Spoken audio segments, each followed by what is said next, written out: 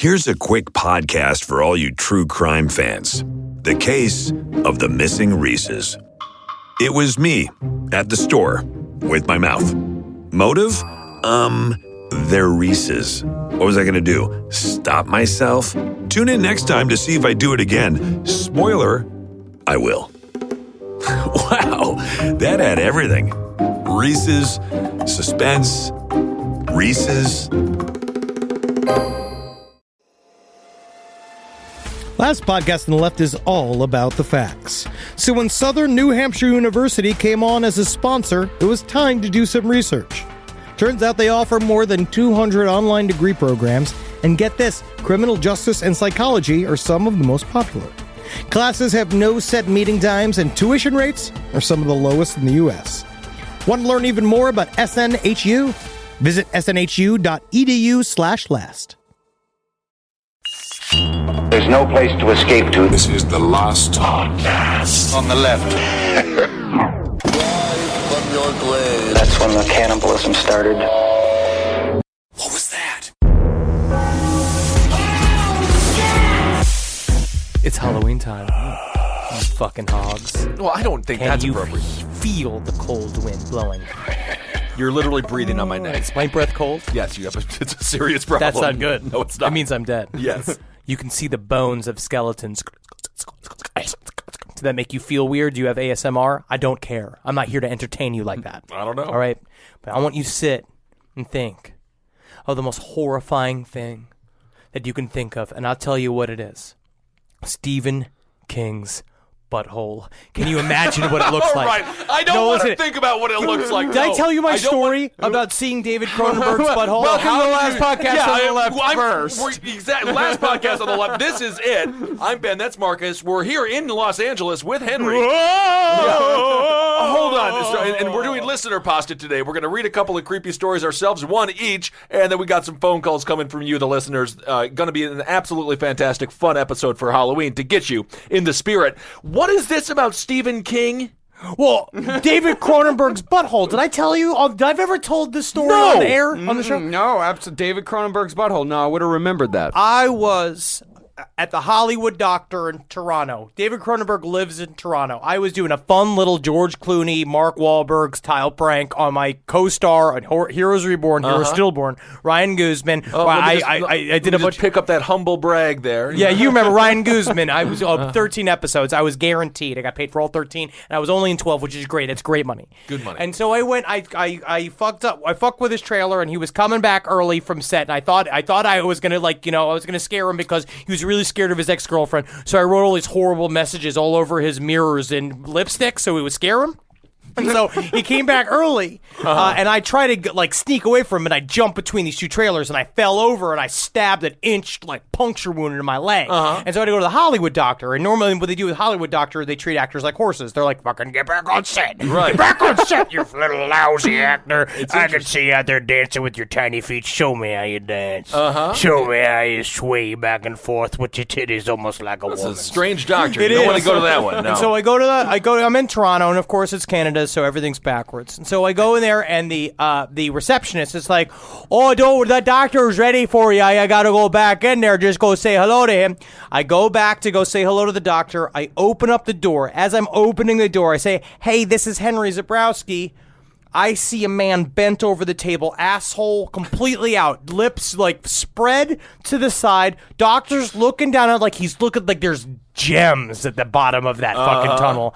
Guy turns around. I see his asshole. Pan over to his face. It is David Cronenberg, the body horror director. Wow. And I will say his fucking asshole looks like someone punched a pit bull's eye. It looks I'm not sure if we can release this footage. This might be too inside. Oh, we can do this. I think so, but that's the scariest thing I think of. Yeah, it's the scariest thing that I can think of now, too. I just mentioned licking it. All right, thank you. We have Jeremy got Irons. to get to. Let's do some readings. Should we start with a reading or start with Let's a call, start with Marcus? a story. Before we start, we could do traditional, all right? We're going to make you spooky, all right? This is spooky Well, you had time. a chance to do traditional when you were talking earlier. Well, but it's you too bad. I'm doing another bit. Oh, okay. I'm going to do something else. All right.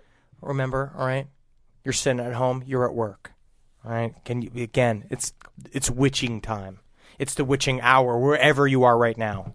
So take off them shoes. Take off your socks. pick up your foot. Just start sucking on one of those toes. I don't think dirty, that's appropriate. Dirty, naughty little listener.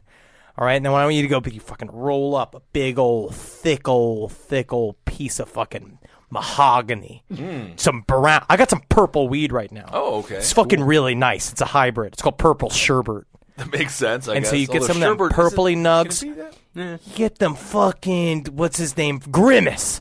Some Grimace dicks.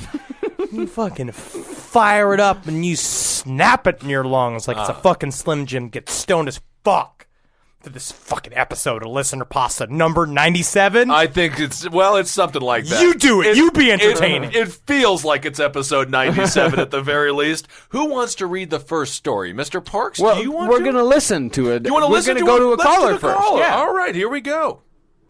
All right, we have Richard with us now. Now, Marcus, you actually know Richard personally. Yeah, we hung out at Shepherd when we did our UK shows. We hung out in Shepherd's Bush. A whole bunch of us had kebabs in the park. Yeah, you had your study abroad moment for your sophomore year studying in the UK. I was wondering why he left on the plane with a beret and speaking French because he said it was a superior language. He kept calling things a bonnet and a boot and saying it's like, yo, you got to come by my flat and all this horse shit. I had my sophomore year abroad, condensed into one night when I was 33 years old. All right. Well, thanks for calling in, Richard. What's the story? All right. Okay. So this is, to the best of my knowledge, a true story. I've changed some details because a lot of the people are still alive, and I don't want any reprisals. That's why you're going to fucking kill them, Richard. Don't kill them, Richard. I know. Okay. Right. Okay. So the story's set in the 70s. So my mum was coming back from a night out with a friend Tanwyn, and it's raining really heavily, and she's about 17. She hasn't been drinking long. She's a bit worse for wear. So they're trying to get a taxi home, and it's raining really heavily, and the taxi rank is really long and violent, as it tends to be in Swansea. So this taxi pulls in. Well, it's not really a taxi. It looks like it's the same as one of the cars, but it doesn't have a taxi light on the roof. So my mum jumps in the back, and Tanwyn jumps in the front, and because she's a bit of a flirt. So the man's a little bit creepy now. So my mum sat in the back of the car, and as they're driving along, she noticed there's no meter, there's no taxi light, there's no radio. Whoever this guy was, he wasn't a taxi driver. Was it a rickshaw? No, Wales is a third world country, but it's not quite that bad. So they're driving now back to the road, down the road, but instead of taking the motorway like he usually would, they go down this mountain road. It's a really dark road. So they're driving down now, and Mum's sitting in the back nervously, and her friend Tanwyn's flirting with the guy in the front seat.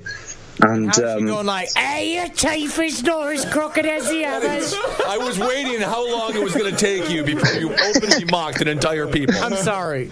Well, this is Welsh, so it's even worse than that. So, so he stops the car now, and he turns the light on in the car, and he adjusts the mirror, so it's pointing down at my mum's miniskirt. He's trying to have a little peek up her dress. My mum closes her legs, feeling quite nervous, so he asks if they want a cigarette. So Tanwyn takes one of these cigarettes, and he's touching her leg now, and he's sliding his leg up this Tanwyn's dress. My mum's horrified. This guy's old enough to be her dad. So he asks if they want to go out for a walk. It's pouring down with rain now, and Tanwyn's like, you crazy, there's no way we're going out for a walk, what are you talking about? And he says something like, I thought you girls wouldn't mind getting a bit wet, and he pinches her thighs, kind of gross, creepy dad stuff. Technically a great... Yeah. No, I don't know. Well, coming from a mustached man old enough to be their dad while they're alone in a country road makes it slightly more creepy. If his last name was Weinstein, it would have been an audition, and there would have been very lucky part of that for the commentary. Thank you for the I could have been rich. references to Harvey Weinstein. Jesus, let it go. I'm in Los Angeles. Okay, so we're very far from Los Angeles in this story. So we're in this. So anyway, so my mum's horrified now. She wants to go home. So he agrees to drive him home. So he drops my mum off, but he takes Tanwyn back. So a few days afterwards now, Tanwyn's talking. She's having an affair with this guy. She's talking about where he's taking her, that they're having sex with his car, that eventually... No, sorry, having sex in his car, not with his car. He talks about how he's going to eventually leave his wife for her and stuff. So my mum's kind of horrified by this, but Tanwyn hasn't had an easy life. Her mum's was actually in and out of mental institution. She shaved all the family's head and tried to burn all the family's possessions in the garden. So, a little flirtation with the taxi driver is not the worst thing like that. That's a strange... So it was about... Yeah, so it was a couple of months later that the murders happened. 2 young girls were bludgeoned to death and raped and found in the woods surrounding the mountain road. So loads of guys were taken in now as possible suspects. People started locking the doors. Everyone was dead paranoid, but eventually the trail ran cold and nobody was caught. So years and years passed now. 2 dead innocent girls were dead in the ground. Parents were up at night knowing that justice hadn't been served. So it was around 2000s that a guy got pulled in for drink driving, and they had to put his DNA on the new database, because if you commit a crime in the UK, you get your DNA put on a database. And they found that his DNA actually matched the DNA found on some of the victims. But this guy was way too young to be the murderer. He would have been a child. So after some deduction and burying up his dead father, they actually found that it was his dad that did it. So this guy had died just about a year earlier in the arms of his family of cancer. So yeah, he kind of got away with it. But there's another slight twist to the story. So my mum was talking to my sister, who was who was working in a holiday camp. And my sister was saying how she'd gone all the way to England, but made friends with a girl that grew up just a few miles from her house. He said, me and Tanwyn are going out tonight and get hammered. And I thought, Tanwyn, that's a really uncommon name. She said, that's such a strange name. My friend was called Tanwyn, the friend that had an affair with the Mountain Road murderer. So my sister laughed at how nonchalantly she referred to such a horrible crime and stuff. And she turned and told her friend Tanwyn. Tanwyn got dead upset because she knew a lot about the Mountain Road murderer, because it was actually her father. Yes, yeah. Her mother was very really beaten down from being in such a horribly long relationship with a violent man. She knew that he was having loads of affairs, and she was pregnant with her 5th child when she found out that he was having an affair with a 17-year-old girl. So she didn't tell him this, though. So until she gave birth to the baby, and he was holding his newborn baby in his hand, and he said, "What are we naming her?" And she turned to him and she said, "Tanwyn," knowing very well that was the name of the woman he was having an affair with. Wow, so that's crazy. Jesus. Whoa. Jeez. You're cryptic. Yeah, it is sort of like that Leatherface, recent Leatherface movie. Not the most recent. Yeah, so I knew that Tanwyn girl quite well, and she was really nice. She was such a sweet girl, and so horrible that she grew up in that house with her father, a murderer and stuff. But it's weird to live your whole life as the punishment of your father. Yeah, very. Just by you having your name, you're reminding of the most shameful part of their life and the crimes that he did. Yeah, a petty insult that's your name forever. Yeah. The only thing I take from this story is obviously he got away with it all his life, and he died, as a free man. But the only bit of solace I take is that I bet his wife made his life a fucking living hell. Well, yeah, someone who's willing to go that far, it's like taking a prank too far. All right, thank you so much for calling, Richard. Really appreciate that story. My goodness, that's some scary stuff. Yeah, that's great, man. Great story. It's been a pleasure. I was really worried that Ben was going to read it out, but I'm glad I had the opportunity to do it. Absolutely. Don't even stress it. You can't fucking read. Well, it's absolutely untrue. I could stop being fun when I read. Professional, I just saw a preview of what you would be like as a father. I can stop being fun while I read. Are you on that? I won't drink before you have to go to sleep. All right, hey, it's great to talk to you again, man. No problem. Hail yourself, guys. Hail yourself, buddy. All right, we got Maureen with us now. She grew up in a haunted house. Yeah. Isn't that scary? It is very terrifying. I don't love it. Well, thanks for calling in, Maureen. Can't wait to hear the story. Let's just start with the beginning, I guess. Yeah, sure. So, I'll just tell you guys, the scariest story I have from the, 25 years my parents have lived in this house. And kind of started off with, I would be a full-blown atheist if it was not for growing up in this house. It's just been lots of crazy stuff over the years. But when I was 15, I lived I didn't live. My room was in the basement, and I got in trouble often for sneaking out, as you do. Oh, yeah. And so the punishment would be to have to sleep up in my baby brother's bedroom, so that my parents could keep an eye on me. And basically his room is situated at the end of the hallway on the top floor, and the door kind of looks all the way down towards the top of the stairs, and the bed was positioned so that if you were laying on your left side with the door open, you'd be looking, all the way down the hallway to kind of set it up. So I was trying to sleep with the door open, and I had already had a bunch of incidences before this, but I heard some banging coming from the basement. And so I tried to kind of blow it off like, oh, like the heater's kicking on or whatever. It's no big deal. But then I heard like 3 loud bangs, which kind of pulled me out of it a little bit more, woke me up a little bit more. And then I actually heard what sounded like someone running up the basement stairs, opening the basement door, circling their way around the main floor, and then running up the stairs to the top floor where I was. And so, of course, like, that happened, and I was immediately, like, propped up on my arm, looking down the hallway, breathing heavily, freaked the fuck out. And I saw at the end of the hallway, at the top of the stairs, like, the best way I can describe it is kind of this humanoid-looking, shadowy figure. And it was bigger than a person would be, but it's 2 top hands were on the top landing of the stairs, and the rest of it I could kind of tell like it was up on its tippy toes. I don't know, like its haunches were kind of up high, like it just looked like it was poised at the top of the stairs. And tell me, Maureen, let me ask you a question. Do you think that if this shadow person had a dog, what kind of dog would it have? That's a good question, George. Well, that's a very good question, Mr. Norrie. I think it would have a Pekingese. Oh, you're wrong. It is a Cocker Spaniel. The answer is Cocker Spaniel. Wow. Well, this is very cool. I was hoping it would have looked like the Swedish Chef from the Muppets with all the banging down there.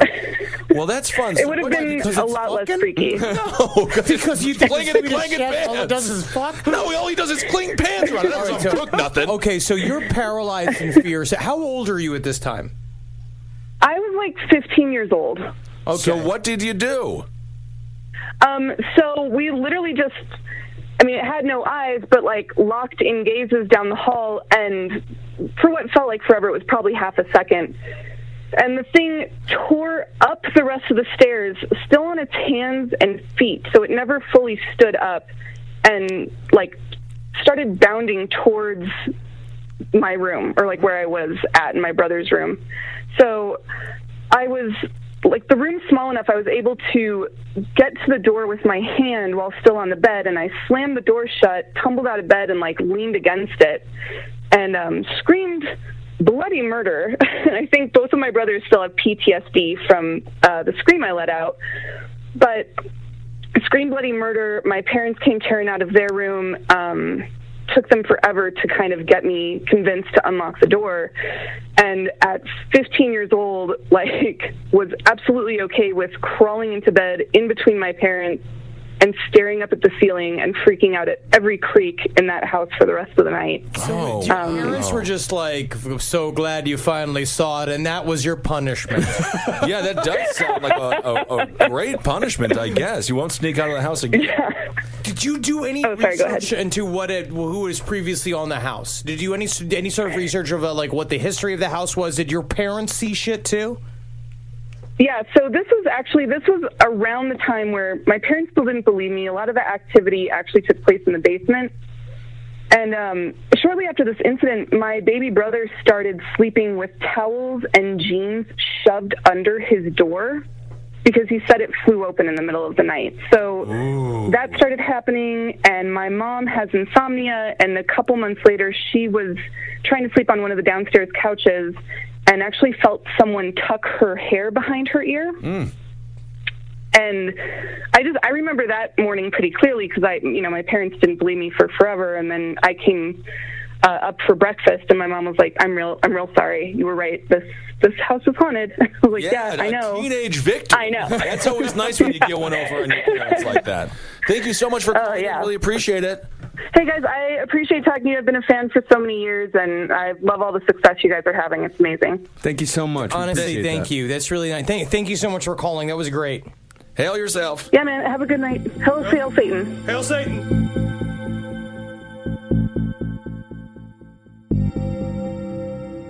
Okay, the next caller, Henry, you're going to love this guy.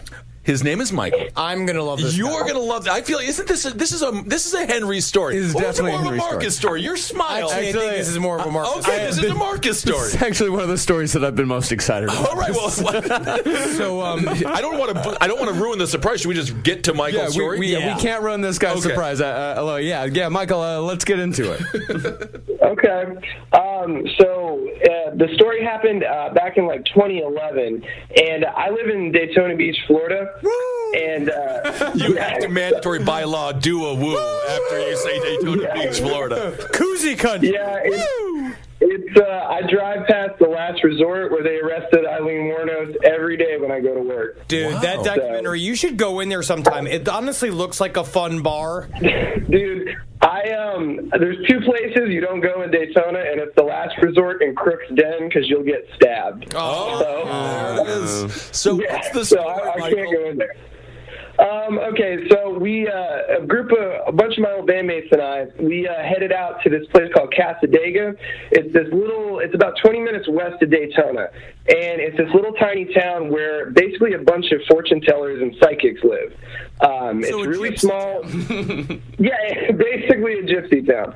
But it's really small, and it's very creepy at night. People don't come out of their houses because they're all like, they don't like being gawked at, because it's basically like a town filled with like Wiccans and psychics. So awesome. we go out there. We would go out there when we were younger and just kind of drive around and look at shit and fuck around. But one night we're out there and we're driving around in our van, and we pulled down a little dirt road. It's a little tiny road.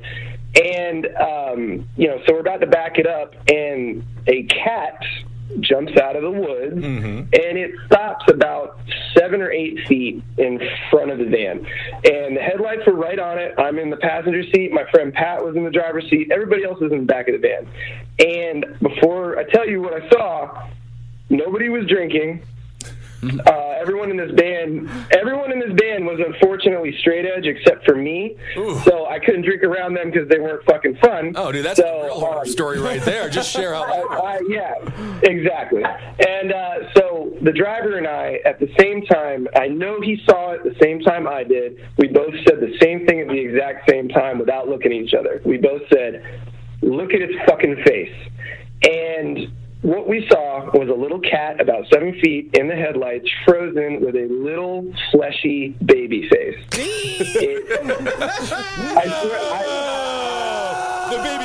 The baby-faced cat from Mud Creek. It did not have a... love me. Yeah, you remember that from Dinosaurs. I know. I'm thinking about dinosaurs. It did not have a snout, so it wasn't like a cat that just didn't have fur or whiskers or something. It had a fat little baby face. Now, and full on like nose and baby mouth and baby eyes? I did not see a nose. I saw eyes, and I saw mouth and just like fat cheeks. Did it have a pacifier or anything like that to really No, it didn't. But it was crazy because it stood in front of the van for about four full seconds. So it was like 1 Mississippi, 2 Mississippi. We got a good look at it. And like on 4 Mississippi, Pat and I just start going, ah, and screaming. And everybody... Well, it just gets up on its hind legs, starts like moving its weird nipple tits back and forth. Yeah. Take a picture of the last one. Did the band continue their sobriety, or did he immediately hit some whiskey after that? No, they were always lame. So they're still, and they're vegan, most of them. So it was not fun. They always are. But so the cat, as we start screaming and everybody comes up from the back of the van, its face ran like wax. It was like melting wax. It just was like bloop, and it was a cat, and then it shot off into the dark. Wow. And like, I had never seen anything like it. We know what we saw. I mean, and we got out of there. So yeah, but there's a second part to the story I put in the email. So a couple years later, we go back to Casadega. We haven't been back in a while, and this time we're out walking around in the van, or out of the van walking around, and we're getting close to where the cat was. And it was my friend Pat and I again, and I told him, I was like, dude, this is where we saw the cat with the human face. Like, I don't really want to fuck around with that. And Pat, he turns to me and he's like, yeah, whatever, man. The only pussy I see is standing right in front of me. He's trying to mess with me, and as he said that, a cat ran out of the woods through our little group of people and just kept going. So, I also hate that lame straight edge joke. It's like, yeah, sick burn, bro. Good job, bro. Good Lord. Well, Babyface cat! Oh my God. Baby. I will find the other cat like me. And then finally, a cat can be far, far less lonely. Oh, Babyface cat. I love Babyface cat. Thank you so much for sharing your story, Michael. That was great, dude. Yeah, no problem, guys. Thank you so much for including it, man. I love the show. I love Top Hat. Thank Henry, I fucking love Murder Fist and Pretty Face. Man. I fucking love the videos you guys have been putting up. It's great. Hell Thank you, man. Hail Satan. Hail yourself, buddy. Yeah, dude. Hail Satan, man. Come to Florida. Come to Florida. You guys got to come to Florida. Yeah, we're definitely coming to Florida next year, without a doubt. Well, awesome. We'll be there. Come party with us, guys. We'd love to have you. Definitely. All right, guys. Peace. This podcast is brought to you by Squarespace. Squarespace is an all-in-one website platform that helps you stand out online. Yes, that's right. You don't have to smash your face with a hammer. You can just start a business. It's got everything you need on Squarespace, from securing your domain to building a professional site and showcasing your work all in one place. Let's say you want to show everybody how you can carve your ribs out of your lower abdomen so that you look more like a Ken doll. That's amazing. You can bring your vision to life with AI-powered design or curated templates, plus flexible editing tools that helps you create something that truly reflects your style, especially if you are somebody that is trying to corrupt the young men of America. That's what Squarespace is really going to help you. Squarespace makes it easy. It makes it easy for you to put all that together, and you just go to Squarespace and do it all. Thanks, Braden. Head to squarespace.com/left for a free trial. And when you're ready to launch, use offer code LEFT to save 10% off your first purchase of a website or domain. Is there anything better than a summer evening outdoors? Enjoy your space to the fullest with new greenery from Fast Growing Trees. I love a big, thick bush. Fast Growing Trees is America's largest, most trusted online nursery, and they can send me a big, thick bush any time of the day. It arrives at work. It arrives at my car. I can pinpoint on a Google map where it is. Send me a big, thick, brown bush. And they send it immediately when they have it, because sometimes the shaver comes to town. I remember one time I ordered a cherry wood tree from Fast Growing Trees, and my God, I couldn't cut it down, no matter what my father told me to do. I had to lie to him about it, and next thing you know, I became the first president of the United States of America. And even you can become the first president of the United States of America with Fast Growing Trees.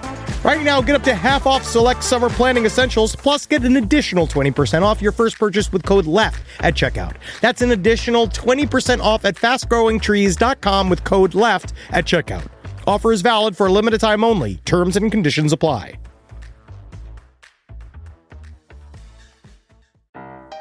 Hey there, everybody. Is your cell phone bill too much money? Are you getting that bill and you're like, hey, what is this? I can't believe for what? For 5G? Are you crazy right now? $100? I don't even barely got any bars when I'm just sitting in my living room. Okay? You don't have to deal with that anymore. Are you ready for this? $15 a month. That's right. $15 a month on Mint Mobile. Yeah, baby. Get their wireless plan, because they're just sitting there on the T-Mobile 5G network, and it's just $15. Your whole life, you're just paying all this money every month. You're like, why? Where's it going? It's going to these phone companies that are robbing you. So go to Mint Mobile. Let them help you talk to your mom. So get your new wireless plan for just $15 a month. Go to mintmobile.com/LPOTL. That's mintmobile.com/LPOTL. Cut your wireless bill to $15 a month at mintmobile.com/LPOTL. That's it. There's no catch.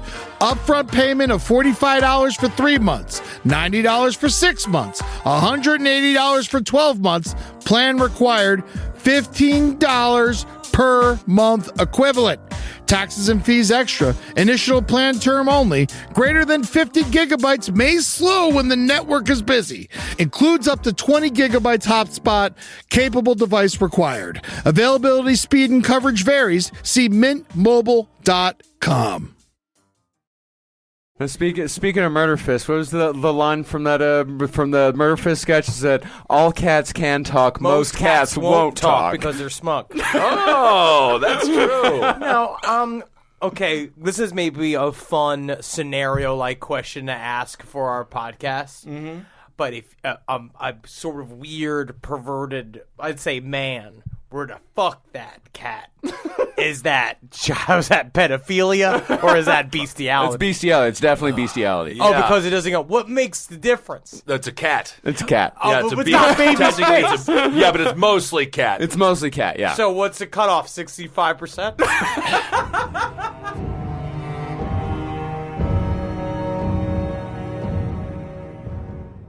All right, now we're joined by Jamie. Is this another haunted house story? She's hiding from her children currently. Is this the story that you're literally scared of your children? That is true. She is in her car hiding from the kids. Thanks for calling in. So you have a haunted tale for us. I do. So we grew up right next door to my grandma, and she pretty much raised me and my sister. And in like junior high, I started staying the night there on the weekends just to keep her company. And one summer, when I was about 16, I was over there one night. It was about 11 midnight, and I was sitting on the couch in the living room, and I smelled smoke. And my grandma always would fall asleep smoking cigarettes. And so I immediately jumped up from the couch and ran to her bedroom to check on her.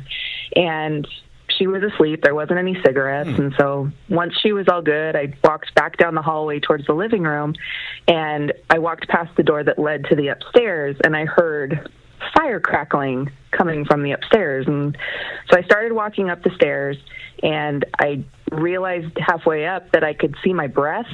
And this was weird, one, because it was the middle of summer, and two, because my grandma constantly kept her house at 100 degrees. And so I got closer and closer to the top of the stairs, and the fire crackling noise was getting louder and louder.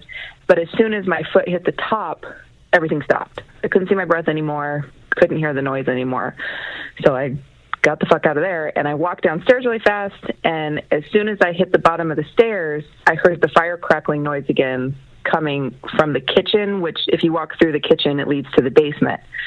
And so I followed the noise, and I opened the basement door, and as soon as I did that, I could see my breath again. The fire crackling noise was super loud. So I started walking downstairs because I'm an idiot, and I walked down the stairs to check out what was going on, and as soon as I got down to the bottom, again, everything just stopped. Couldn't see my breath, couldn't hear the noise. So I ran upstairs super fast and walked back to the living room, and as soon as I sat down on the couch, I heard a gunshot noise come from inside the house, and I jumped because it's a gunshot, and I ran to check on my grandma, and as soon as I got into the hallway, I stopped because I noticed at the end of the hallway where the bathroom is, the light was on and the door was just slightly opened.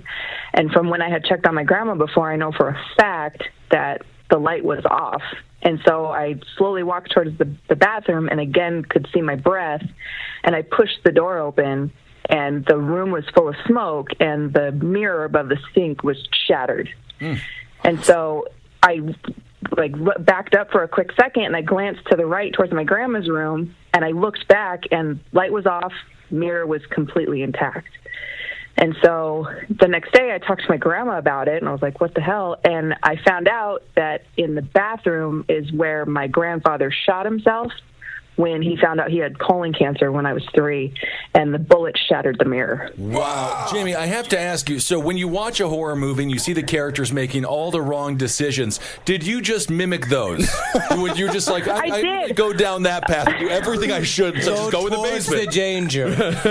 I did, but what was so weird is, like, I knew that what I was doing was stupid and that I was walking into something possibly really weird, but for some reason I was compelled and at the same time at peace with it. Like, I don't know. I think the fact that it was, I wholeheartedly feel it was my grandfather. Well, like, I was true. okay with it, but... Well, if it's true that intelligence is still alive in a house, it's like if there's something like that, if that is true about hauntings, it's like, it sounds like it's a version of communicating with you to kind of like get you to kind of like, it's like he's reaching out, trying to say hello, essentially, in a very morbid way. Yeah. At least it wasn't you didn't look into your grandmother's bedroom and just saw the ghostly form of your grandfather making love to her. Yeah, well, that would be nice for the grandmother, perhaps. I don't know. No, and that's the thing is, like, my whole life, like, whenever I would be at the house, because they had separate bedrooms, and because they were an old-timey couple, and whenever we'd go into his bedroom, it was ice cold in there, and so I just was always like, "Hi, Grampy," and then when I walked downstairs to put something in her freezer room, and the freezer room door was always shut, if I had my hands full, the door would always open for me. Wow. And so we just always assume, I was always like, "Hey, thanks, Grampy," and so just... How old were you when this happened? I was 16. Yeah. I do love that the term old-timey couple, it really just means, like, no longer alive. Like, we were in love one day, and then... How hot would it be to sleep in one room? If you would ask my grandpa, it would have been... Or my grandma, it was pretty clear that they were not, so it's fine. Wow. That is a... Thank you so much for sharing that story. That's really interesting. You don't think that doesn't heighten the lovemaking when you're in separate bedrooms? Because then one can sneak over and just, like... Pretend like you're in a fraternity or a sorority or something? Yeah, you go in there, tickle her feet while she's asleep, and then you get in there? Or? I don't know. I mean, that's going to be... that'll have to be a consensual situation between married couples. You have to work it out in writing when you get married. I don't know. I can make love to your feet anytime I want. That could be one of the rules that a relationship might have. Thank you so much, Jamie. Get back and take care of your kids. Yeah, I will. She's fine. Kids can... If they're anything like me, they're currently your living room is going to be covered in whatever mac and cheese is around the house. Yeah, it's like you just setting a fire in the kitchen, just like dressed like Buffalo Bill from Silence of the Lambs, penis stuck behind between your legs, going, "Do you want to fudge me? I'd fudge me." I like that you cleaned it up for the show. Thank you, Henry, for that very bizarre shift in personality. Thank you, JB. Yeah, thank you guys. It's an honor. It's an honor to speak to you. Oh, well, thanks, Henry. And, of course, hail yourself. Hey, hail you guys. Thanks so much. Bye. Bye. Bye. On the phone with us now, we have Jesse. Jesse has an interesting story that you guys are gonna love. So you're not gonna like it? I don't know. Is that why you said that? I don't know. You're not gonna like it. I might like it. Evidently, there's a serial killer. His name is Gary Heidnick, and Jesse, you had an opportunity to meet this guy's kid. Yeah, it was completely by accident. I was traveling along the East Coast about 2 years ago, visiting friends and family, and my buddy Mac, who I used to play in a band with, he called me up. He goes, "Hey, man, what you doing tonight?" And I'm like, "Nothing. Let's go out. Let's go hang out." And he's like, "Okay, I got a friend with me, though. My friend Gary's here. Is that cool if he comes?" I'm like, "Yeah, dude, more the merrier." So we get together at this bar, and we're hanging out, and this guy, Gary, he's totally cool, nondescript, just a chill dude. Like, nothing notable about him at all. No red flags, no nothing. And the night ends. We all had a good time, and I go home. A few months later, I'm back on the East Coast again, hanging out with Mac, and he's just like, "Hey, do you remember my friend Gary?" And I'm like, "Yeah." And he goes, "You'll know about this because you're into true crime, but have you ever heard of a guy named Gary Heidnick?" And I'm like, "Yeah, that's the dude who inspired the rape pit in Silence of the Lambs." Oh, yeah. And he's, yeah, the guy in Philly in the mid-'80s. And I was just like, yeah, well, what's that got to do with anything? And he's like, oh, yeah, well, my friend Gary, who he drank with, that's his son, Gary Heidnick Jr. And I'm like, please say you said Harry Connick Jr. Oh, my goodness. Harry Connick Jr. would have been bored to death because jazz sucks. Jazz singing, I think jazz singing is also the lowest form of jazz as well.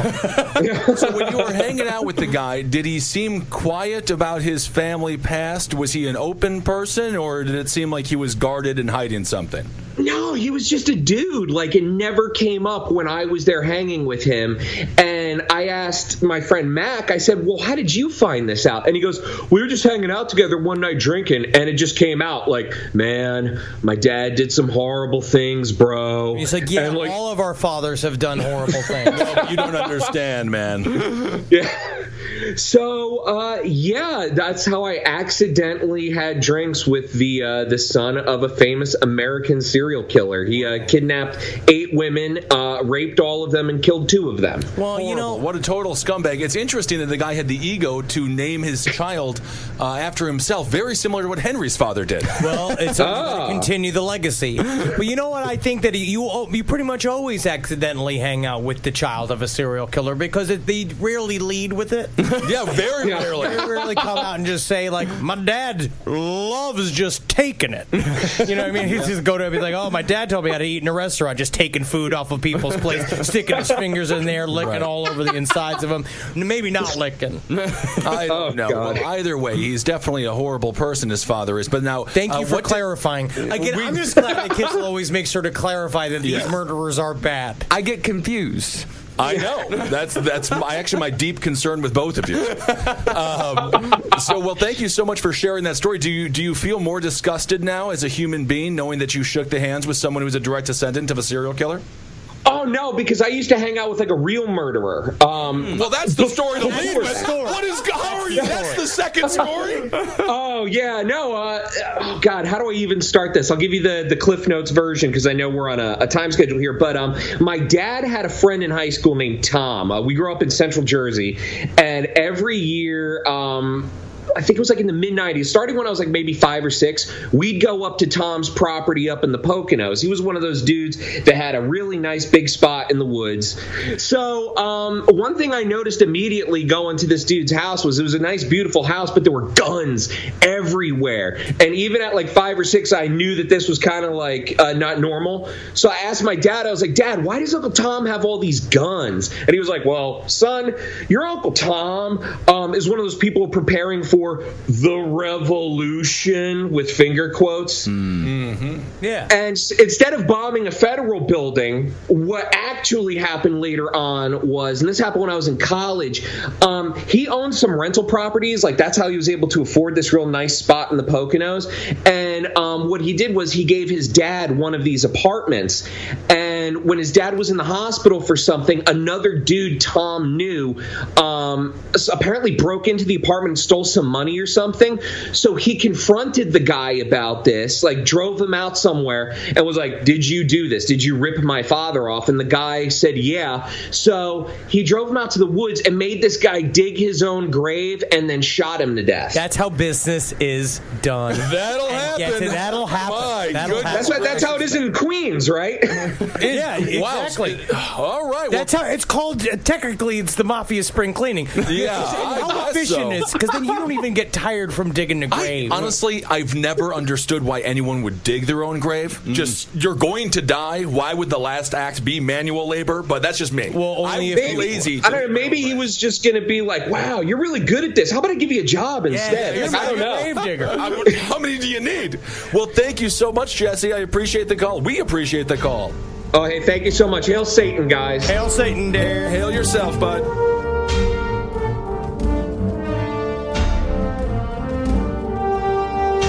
We got Jared on the phone now. Now, this story takes place during a high school musical, and I don't want to toot my own horn, but I was a key role in Babes in Arms. On the Pacelli High School production of Babes in Arms, I did quite well. What were you? What were you? Were you the arms? No, I wasn't the arms. Did you say? Wait a second. I've heard your singing voice. It is the worst singing voice I've ever heard in my life. Oklahoma is Arkansas. Try to legitimately sing for a second. I'm sorry, Jared. Thank you for calling. We're going to talk to you. What's the lyric? Sing a song that you know. Like sing I've always been crazy. And I'm mighty proud of that ragged old flag. You just said a sentence. That's a different song. It's a Johnny Cash song. I know that, but and I'm mighty proud of that ragged old flag. But Jared was a part of a little musical that I did. He saw. We're going to go into this story. I was Mr. Mushnick because when you in Little Shop of Horrors, which is what we're going to talk about today, and because when you're 300 pounds at the age of 16, you play all the old men that are in every show. You get to be a mister because your life expectancy is shorter. Well, thanks for calling, Jared. So what's the story? Yeah, so basically, I think every high school theater has like a ghost that lives there, you know? They just called the ghost. It was just a janitor in my high school that they just didn't want to consider to be a person. Yeah, you know, well, same thing, pretty much. But I was in tech in high school, so you know the carpentry, the lights, stuff like that, and so that meant a lot of late nights. We would stay at school till midnight, 1 o'clock, building things. So you weren't out there out on Skid Row, uptown where the girls are hot. Yeah, you do that? I did not. No, I was positioned under the stage. Where the ghouls are. Can you let Jared tell this story and stop criticizing the people that make you look mildly lookable? Watchable. Somewhere. Well, you know what? That doesn't work if your microphone doesn't work or if there's no lights on you, there is no show. Tech, the unsung heroes of everything. Thank you, Ben. No problem, Marcus. Yeah, hey, thanks. Marcus got bumped to performer. All right, Jared. So you're doing the production, you're making all the lights work, you're helping people like Henry Zabrowski look good on stage. Exactly. So the thing about theaters is that when it's dark and empty and everyone's gone for the day, it's pretty creepy. You can't really see all the way from one side to the other, you know, when the lights are out. So your brain tends to just sort of make things up that happen. So any noise, any little thing you catch out of your peripheral is always like the scariest thing in the world. We'd hear all sorts of weird things, laughing, crying, murmuring, you know, just that sort of stuff. Did you hear anything that sounded like this? Mushnick and son sounds great. 3 words with the ring of fate. Some say you'll incorporate with me. Oh, get him off the stage.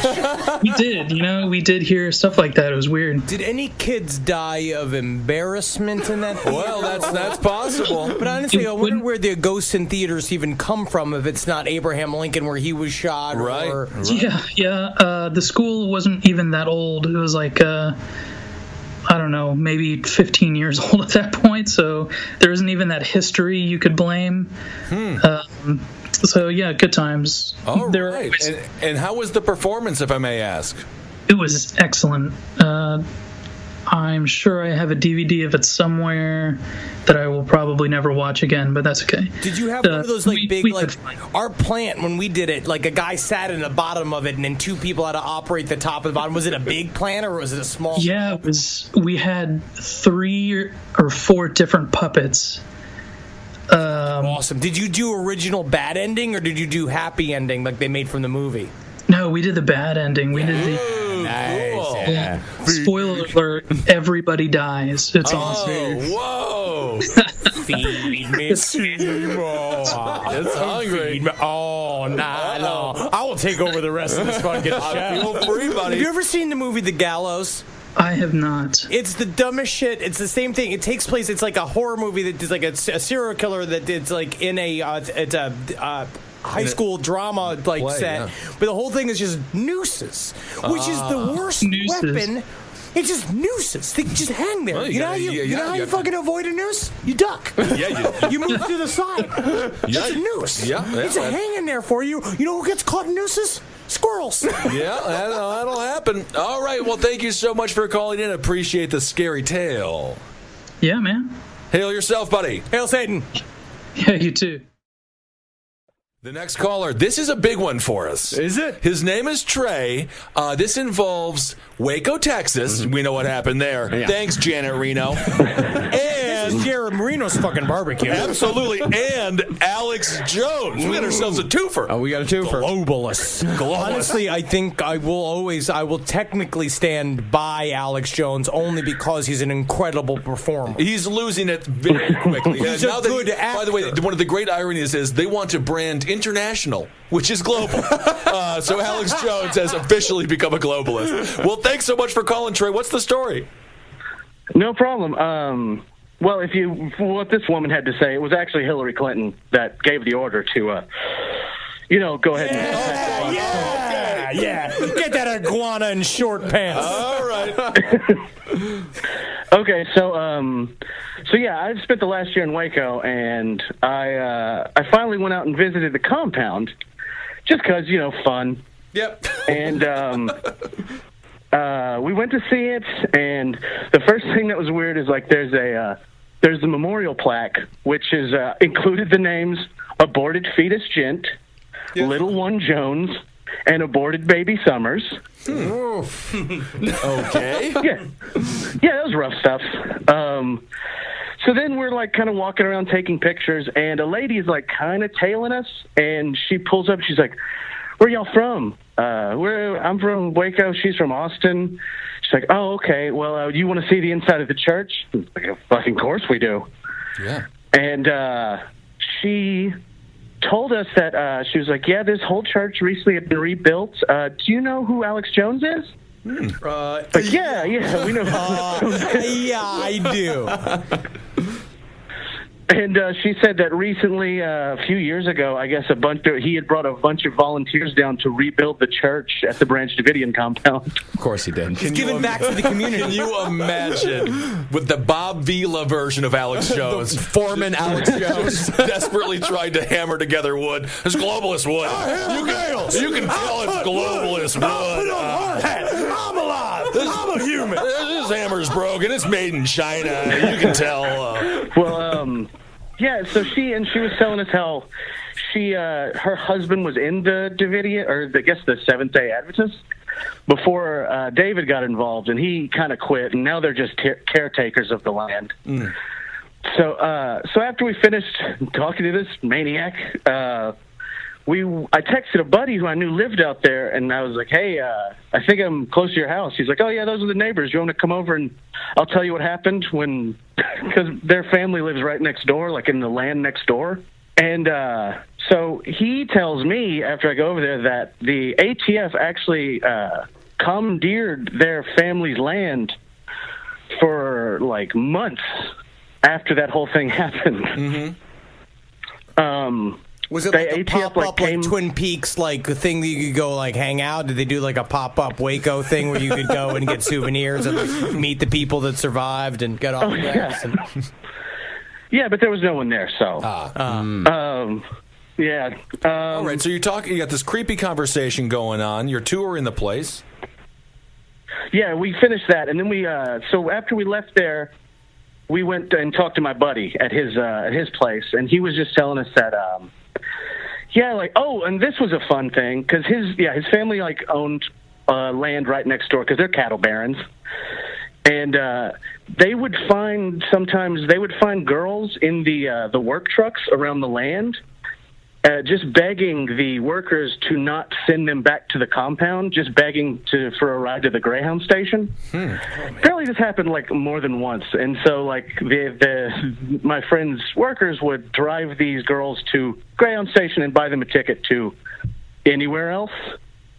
Well, this was when Alex Jones had the compound? This is when David Koresh had it. This is when David Koresh. Yeah, so I was like, what the heck is... Okay, all right. With Alex Jones, I'm so sorry. They can't handle the decibels. They can't handle the barbecue. The actual warmth from his body. So they would find girls, and they would go buy them Greyhound tickets to escape that horrible place. Honestly, rescued a lot of people. That's crazy. Yeah. Yeah, that's very... It was we were talking, it was wow, we didn't know any of this. So then before we left, he told us that his mom also lives on the land. And as of late, a lot of people have been moving back to the compound and like in the back where it says no trespassing and you can't see because there's so many trees. Which after the Oklahoma City episodes, I was like, oh, that really scares the shit out of me. Or they know that place is cheap now. Yeah. I mean, it's always scary when you know for a fact there's like at least 100 people there, but it's population 1 because everyone's a sovereign citizen and they have their own population outside of every door. I'm the country of Barryovia. No. Oh, that's fun to see. I'm the country of Thomas Sylvania. Barryovia. I love it. I'm not the individual Thomas Vania. I am just the person. I am of the Thomas sovereign Vania. He's nation the corporation. of Thomas Sylvania. My real name is Randy. So they're all moving back there now. What's that compound like? Are they trying to recreate what happened to Waco or the Branch Davidians? Well, I don't. It just seems like they're like behind, like there's, because it's still pretty sparse, like the area you can see. Mm-hmm. But there's like some roads that go to like the back of the lot that just say no trespassing, and they're kind of gated off. And apparently, people have just been like going in and not coming back out. We don't want to put you in harm's way, but there is a mission. If you want to go snoop around, feel free. Get some footage. Let us know what's going on. Get a flashlight. I don't know what else you need. Yeah, get one of those tech flashlights that they run over with a car. That's the commercial. real good. The one that you freeze in a block of ice? Yeah, exactly. Exactly. That stupid. I love that he knows that commercial. Have you ever seen that flashlight commercial? Yes, Are you a man? You need a man's flashlight. It's like you can shoot it with a shotgun. Yeah, let's send him into a compound of one of the most notoriously heavily armed cults to ever exist. You know what, Trey? Don't do it. Never mind. Don't do it. Tired. They don't want to fight anymore. It's like with that Whitney Houston, Tina Turner song. Yes, that's right, Tina. Well, thank you so much for sharing the story. Appreciate it. Interesting, Waco. I guess we'll have to keep an eye on what's going on over there. Yeah, no problem. I hope it was worth it. I want to update next year. Update. That you've busted next open year? this commune. I want to hear from your fucking mouth that I'm a commune buster. I actually did hung out with my buddy recently, and we dropped acid in the evening, and I was just like, man, I want to go over there right now. I just want to go see what's happening. I really want to go see what's over there. That's when you go, when you got the moment, when you get the momentum. That's the fun thing. Even if you see nothing, you see something. Yeah. No, without a doubt. Oh, yeah, totally. I saw a lot of stuff. Thank you, Trey. Hail yourself, buddy. Appreciate you calling in. Hail Satan, buddy. Thank y'all so much. All right. Hail Have a Satan. good night. Call me a squirrel, 'cause I'm covered in acorns. That's right. So many people are focused on where their money is today. And Acorns is the financial wellness app that cares about where your money is going tomorrow. Let Acorns work for you. You put acorns in the ground and you're gonna get trees tomorrow. That's right, investments. And with the Acorns potential screen, you could find out what your money is capable of. I always do that. I'm like, I want to invest in something that I like. Let's say cheeseburgers. Okay? That's kind of hard to do. Acorns will help you find a cheeseburger that is right for you. So sign up now, and Acorns will boost your new account with a $5 bonus investment. Wow! Join the over 14 million all-time customers who have already saved and invested over $27 billion with Acorns. Head to acorns.com/left or download the Acorns app to get started. Paid non-client endorsement. Compensation provides incentive to positively promote Acorns. Tier 2 compensation provided. Potential subject to various factors such as customers' accounts, age, and investment settings. Does not include Acorns fees. Results do not predict or represent the performance of any Acorns portfolio. Investment results will vary. Investing involves risk. Acorns Advisors, LLC, an SEC registered investment advisor. View important disclosures at acorns.com/left. Summer schedules can get busy fast with camps, vacations, sports, family time, and every single time Carmi eats a block of dark chocolate, we got to take her to the emergency room. You know how much time that takes. All right, IXL makes it easy to keep learning part of the routine in just a few minutes a day. IXL is an award-winning online learning platform that helps kids truly understand what they're learning, whether they're building math confidence, strengthening reading and writing skills, or reviewing science concepts. From pre-K through 12th grade, IXL offers personalized, interactive learning that adapts to each child's level and pace, which is great because Carmi has been really slow in biology, and Wendy has really been struggling with American history, mostly just because she doesn't agree with the way it's being taught. So it's really important. You make an impact on your child's learning. Wendy, as soon as she gets her chicken, she is ready for all of her lessons. And Carmi just really has to eat 5 or 6 bites of liver, beef liver, chicken liver, and then she can really get down to, I'm hoping this is the year she reads To Kill a Mockingbird. So really, IXL, thank you. Make an impact on your child's learning. Get IXL now. And Last Podcast on the Left listeners can get an exclusive 20% off at IXL membership when they sign up today at IXL.com/left. Visit IXL.com/left to get the most effective learning program out there at the best price. All right, I know what you're thinking.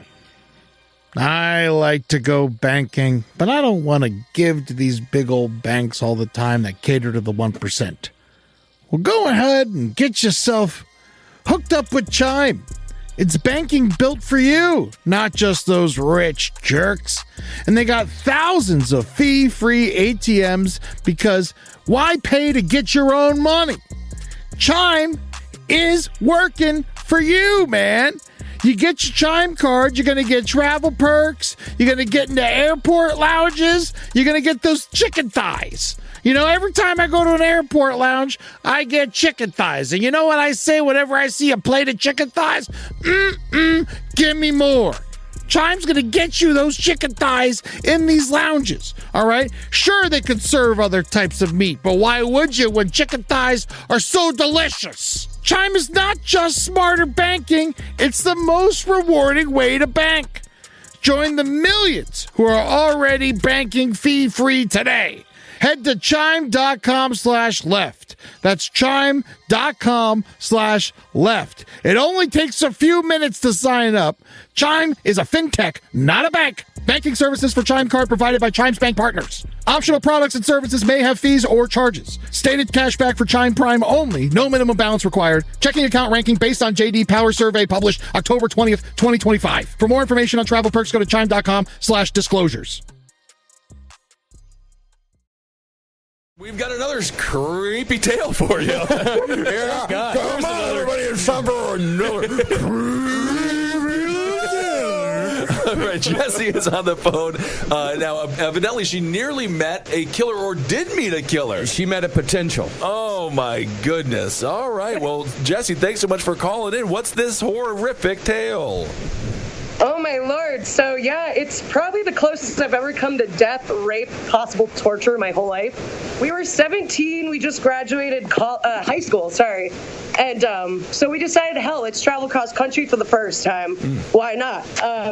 So it was me, my boyfriend Jackson at the time, and our 2 other friends. And we took off from New York to go to L.A. And yeah, we ended up one night in Virginia and decided to stop at one of those campgrounds you drive into. You pay the guy and you drive up and just park. And everything was good. We started drinking a bottle of whiskey we scored at a parent's house, a parent liquor cabinet situation. A couple nights before. Yeah, we've all been there. In Pennsylvania or something. But anyway, so we drank it, played some music, and decided to go to our respective tents for the night. And around 1 a.m. in the morning, Jackson had to go pee outside, and I was awake too, and a flashlight spotted on him. And we thought that, that's really freaky. Yeah. And approach seemed to be a police officer. Now, was he in uniform? Yes, complete uniform. Oh my God. Oh, I'm getting chills just thinking about it. I've told maybe 5 people this story my entire life. So yeah, he came up, he told me to get out of the tent, and it was a hot, humid August night in the South. So naturally I was naked. And so as I dressed, he was watching me the whole time. And I got out of the tent, and he said, "Is this your bottle of whiskey?" Because we had it out on the picnic table. And we said yes, and he said, "I need to ID you." So we go give him our IDs, and he notices our medium format cameras in our car. And he starts talking about how he has a passion for photography and how he loves nude photography and how he thinks like Penthouse and Hustler and like the spread eagle shots are like so artistically done. So and, not like, exactly speaking in like police terms. He's speaking like an artist. Oh my God. So at this point we were freaked out. We were like, what the hell, man? And he had us at this point sitting at the picnic table, and we've been talking for maybe 45 minutes about his passion for nude photography. And I asked him, officer, like, you've been here for a while, like, are you going to get in trouble? Like, you know, you're on your shift. And he goes, oh, no, I've been off for hours and hours. I'm fine. And that point, my hair just raised on my skin. I knew something was up. Yeah. Something was terribly wrong. So he goes on, he asks me, like, are you a model? And I say, no, officer, I'm 5'3", like, I can't be. And he was like, oh, no, well, like, you're beautiful, and just the other night, I had a woman who looked just like you as my model walking naked through the woods under the moonlight. It was an amazing photo shoot. Would you be interested? And, of course, I said, no, I wouldn't, sorry. And he goes, well, why don't you two get in the back of my cop car and I'll tour you around the 800+ acres of this forest and show you it. And we were like, no, honestly, officer, we're so scared. I mean, not scared. Of course, we're fucking scared off our asses. But we said, no, like, we're really tired. We have a lot of driving to do tomorrow. Like, we'd really just like to go to sleep. And he says, all right, well, how about can I at least take a picture of you near your bonfire? And we were 17, we were scared shitless. So we're like, all right, if we do this, like, maybe this guy will, like, get off our ass and just get the fuck out of here. So he did it, and he showed us the picture, and to this day, I remember that picture perfectly. It was not artful. We were terrified. And wow, It seems like you might have met Chop Top from the Sawyer family. You honestly give me $5. It's a good picture. That is a real horrifying story. So at what point did you realize this guy's not a cop? Because I'm sure that had to dawn on you at some point. I honestly don't even know if he could have been a cop. If he's got the full uniform and shield. No, anyone can get that stuff. Yeah, you but can go buy them the at cop car stores. and all that, yeah. I don't know, but you could always buy those cars that, like, you know, the cop cars that they sell to whoever. Yeah, was it not? It didn't have lights on it, or didn't have anything like? Did it look like a cop car, or was it look like one of those hidden cop cars, like one of those like black Chryslers? Well, here's the deal. So he was parked, like, you know how it's like a loop usually at those places? He was parked at like the opposite end of where we were, and it was maybe like 50 feet away, and it was so dark and it was so wooded that it was hard to tell. And we were fucking terrified. You know, we were 17. Like, you know, we didn't want to get in trouble with the police, but this guy was fucking scary. Right. So you basically walked up possibly to a proto Jerry Brudos, proto John Wayne Gacy, because both of them pulled the same shit. Brudos always did the thing of like, you look like you could be a model, and then Gacy pretended to be a cop. Honestly, you could be a model, though. That's encouraging. That isn't really nice. No matter what your height is, you could be whatever you want. It really is nice to get the validation, even if you're about to like use my head as a sex toy. For a second, it's like, well, that's so nice. And that's like my biggest fear is human trafficking and daddy long legs and tornadoes. So like, yeah. But you get to see the world for free. Oh my goodness. Horrible. Well, thank you so much for sharing that story. We're extremely happy that you're alive and fine. And you somehow swerved that just right. That was actually a really good call, because somehow you got him like placated, because that's really what it is like you kind of have to get on his level for some fucked up reason and then get him out of there. Well, it's just so scary too, because he's like, oh, they're drinking, underage drinking. So in his, when we were talking about with Picton, Robert Picton, where it's just like, oh, they're drunks, they're on drugs. Yeah. So it validates them. I think what this guy might have also been doing is like kind of like what Ed Kemper did, where it's like that slight escalation each time. Like every single time he goes out, he takes it just a little bit further and a little bit further. Yeah, that's scary. And how far away were you from your normal town? Like, how far were you out of town? Well, I'm from like northern Westchester, New York. So we were in like Virginia. Oh, shit.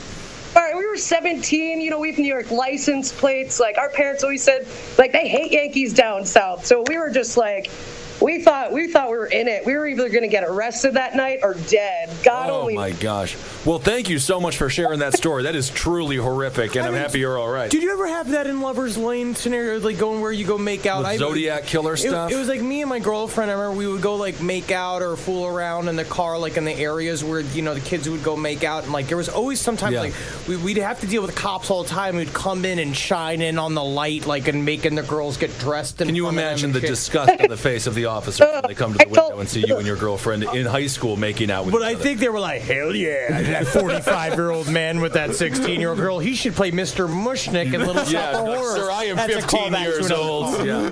Well, thank you so much for calling in. We really appreciate it. Hail yourself and happy you're all right. Thank you. Hail yourselves. Love you guys. Hail Satan. Thank you so much for calling. We're glad you're safe. Fuck yeah, hail Satan.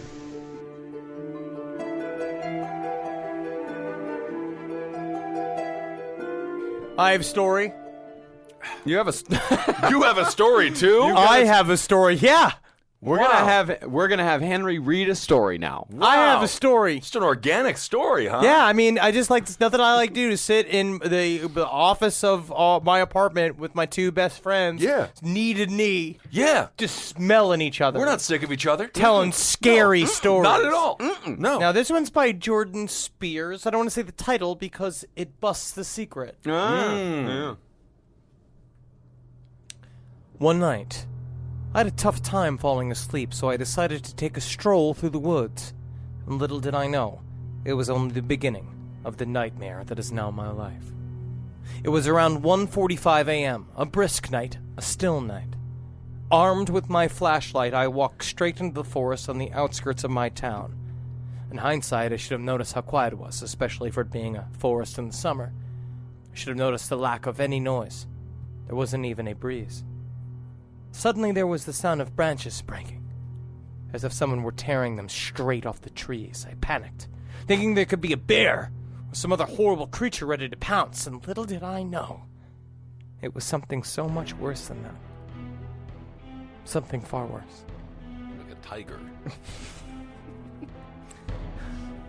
I stopped walking and cocked my head to the side, hoping to hear the sound of footsteps so I would know which way to run if it came to that. I also picked up a couple of loose stones from the ground, mostly just to calm my nerves. A loud woo obliterated the silence.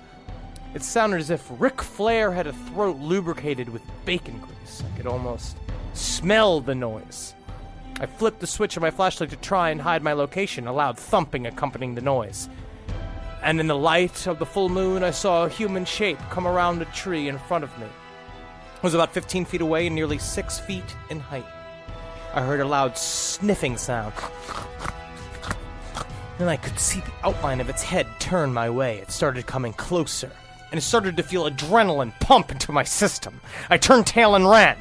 I was sprinting as fast as I could, and this guy was easily keeping pace with me. I tripped and rolled on my back, knowing that in a few moments, my life would be over.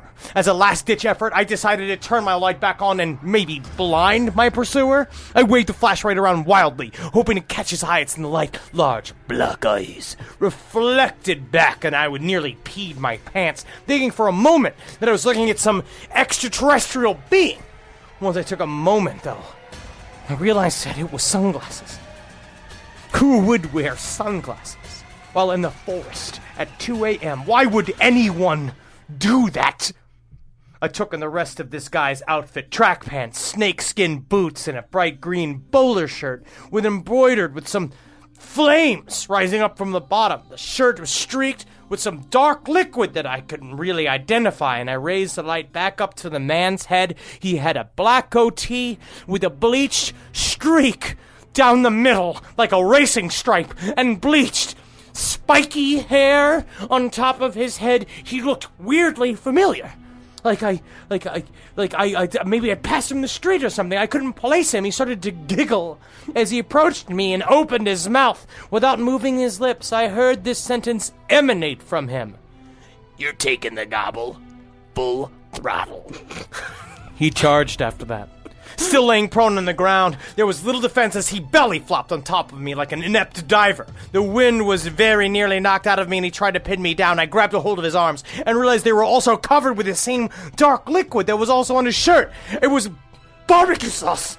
I screamed and he yelled, "This sauce is money." Oh no, I know. Right, what and this with the is sudden about. I don't movement, like this he bit one deep bit. into my shoulder, tearing a chunk out of my muscle. He twisted his head from my side to side like an alligator, pulled his head back. He swallowed my flesh, and as I laid there sobbing, knowing that my life was over, I could feel the lifeblood pumping out of my shoulder with each beat of my heart. He made a smacking sound with his lips and said, "I could put this on a flip-flop and it would taste good." Oh, I don't like it. He then climbed off of me and flipped his sunglasses to the back of his head, and I had a moment of clarity, and I realized this man, this monster, was Guy Fieri. He looked me dead in the eye and he said, now that you bear my mark, you shall walk the earth for all eternity, buddy. Bro, dude.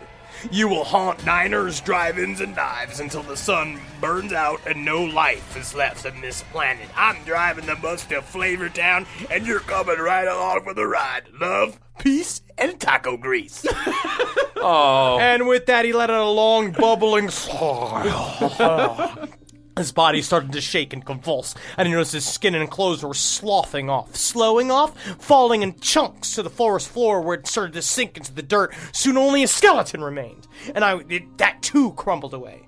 I forgot all about my shoulder as my new and horrible agony racked my body, causing me to twist into my side and curl into the fetal position. I puked uncontrollably and shook. I felt as though my skin was splitting. The drop flashlight illuminated my body as I looked down and I saw that I was correct. Huge splits were running in my arms and I felt like I could, it's the same, could be happening on my legs. In the splits, I could see something hit me. My head seemed to stretch and bulge as something forces itself out the back of my head. I was on the ground screaming for what seemed like hours. At some point, I blacked out. I awoke and realized that my voice had been completely destroyed from the screaming, but I also realized the pain had started to subside. I looked around and saw my skin and clothes littered the ground around me as if I had gassed them off. I felt my face and realized I had grown a goatee. Sick. Hell yeah. Sunglasses when I sat in the back of my head snugly, and I stared down at my arms and saw tattoos that were never there before. Framing my arms, there was a yellow short-sleeved shirt with flames printed on the sleeves and the bottom of it. It hit me like a ton of bricks. My worst nightmare had come true. I am Guy Fieri now. Guy Fieri? Guy would never. That is maybe the creation story of Guy Fieri. Could be. Well, but Guy Fieri is obviously an eternal being. Yeah, why wouldn't he be? There's been diners, drive-ins, and dives forever. But honestly, Guy Fieri would never give up his life to ever share it with anyone else. Why he would loves he? Guy Fieri, and he does not want to change being Guy Fieri. Why the heck would he? Guy Fieri Changed has the it to single greatest life in human history. Without a doubt. He has a fine life. Wow. Wow. Wow. This Wow. is big. Wow, Bob. Wow. What a ride. What a ride. What a ride. Unbelievable. Thank you all for calling. Thank you for everyone who submitted your stories. Another year. I can't believe it's already Halloween. It makes me really sad now that it's almost over. Because we're sitting here in this shirt and put the Christmas decorations up, and that makes me so fucking mad. Oh, my goodness. It makes Christmas me is so a fine mad. holiday as well. Does it matter? Give Halloween its time. I agree with that. Give Halloween its due. Let But you know it what? have the month. When it is Christmas season, Merry Christmas. That's what I am saying Yes, this the year. war Merry on Christmas is The over. war on Christmas. We say Merry Christmas. That's in no way if the corporations bought and sold the holiday and it has nothing to do with Jesus or his resurrection or his death or Christianity. Well, I'm just going to get Merry a belly Christmas. tattoo of Santa sucking his own fucking cock. There, All right? there Just you to celebrate the holiday. Very good. Well, yes, another witching season is over. Mm-hmm. I'm so excited. The harvest season is drawn to a close. Now the dead winter months come. That is why we celebrate Samhain. That is why we celebrate the coming cold months with a festivity, which we'll be doing. You live in L.A. I do, yeah. It's 85 degrees here. Yeah. It's wonderful. It's this Saturday. We do our Samhain Gala here in Los Angeles. Yes. We can't wait to have you there. It's going to be a costume contest. There's going to be dance. that you're going to see. There's It's going to gonna be be- comedy. it's- yep. All of the LPN family's going to be there. That's It's it. going to be a fucking blast. So excited to see everybody who comes. We added an extra show in Omaha. Mm-hmm. That's right. We sold out in Omaha, so we've added a late show. So you can find all that on the Last Podcast Network or thelastpodcastontheleft.com. There I want it to say is. thank you to everybody that donated to hashtag No New Dudes. It's Very going to go nice. on to November 1st. We still have the same locations, Hyena Gallery in Burbank. We've got Bigfoot Lodge in Glendale. And in Brave New World Tattoo, which is in Upland, California, which is actually very sweet. It's a very nice little town. All right. Thanks for everyone for participating. Who participated in that? Also, keep on supporting all the shows here on the Last Podcast Network. Ablington's top half for everything political. Wizard and the Bruiser, they just launched a Patreon. Yeah. So go. You can give Holden your money. Yeah. I mean, if How do you want, feel about that? They can do whatever they want to do with their hard-earned cash. I guarantee you there will be reasons for him to complain, so don't worry about it. That's a joke. We love him here. At the Last Podcast on the left. You just as you said that, a tear squeezed out. I want to say go Dodgers in the World Series. Wow, and of course the Astros as well if you're out there in Houston. So you're just whoever playing this. I just want you to be happy. People to play the game. That's it. The game. And all the other shows here on LPM. Go and rate and review them on iTunes as well. Let's continue our world domination. Thank you all so much for the Patreon. We really appreciate it. You guys are life changers, lifesavers. And I mean it from the bottom of my heart. Hail yourselves. Yeah, represent.com/hail yourself. I believe the shirts are maybe still out for like 2 more days. Yeah. 'Cause we got a couple extra weeks, which is pretty sweet. So if you want to get those t-shirts, follow us on Twitter at Henry Loves You, at Marcus Parks, at Ben Kissel. Follow us on Instagram at Dr. Fantasty, at Marcus Parks, at Ben Kissel, the number 1. That's and it. follow us at all the bullshits at LP on the left. There it is. November 7th, big election day. Don't forget. If you're in New York. If you're in Brooklyn, specifically. Yes. Just don't go to random There's a polling lot of stations. people in Brooklyn, though. A lot of people in Brooklyn, yeah. I mean, if you are like in Des Moines or something, don't just go like, I'm voting for Ben, because then you'll arrest you. Yeah, and they're it just doesn't- yelling at you. Doesn't make any sense. Hail Satan, get off Facebook, please. Yep. Clear your mind of all the nonsense. Hail yourselves. Hail me! Again. Magustalations. On a happy Halloween. Oh, absolutely. Have a great Halloween. Managing healthcare payments shouldn't get in the way of patient care, but fragmented systems create costly delays and add unnecessary friction. Zealous is here to help. We simplify healthcare's financial complexity by connecting every step of the financial journey for payers, providers, and members. That way, everyone can focus on what matters most. Because when the financial experience works, care doesn't just happen, it flows. Learn more at zealous.com. Courage. I learned it from my adoptive mom. Hold my hand? You hold my hand. Learn about adopting a teen from foster care at adoptuskids.org. You can't imagine the reward. Brought to you by Adopt US Kids, the U.S. Department of Health and Human Services, and the Ad Council.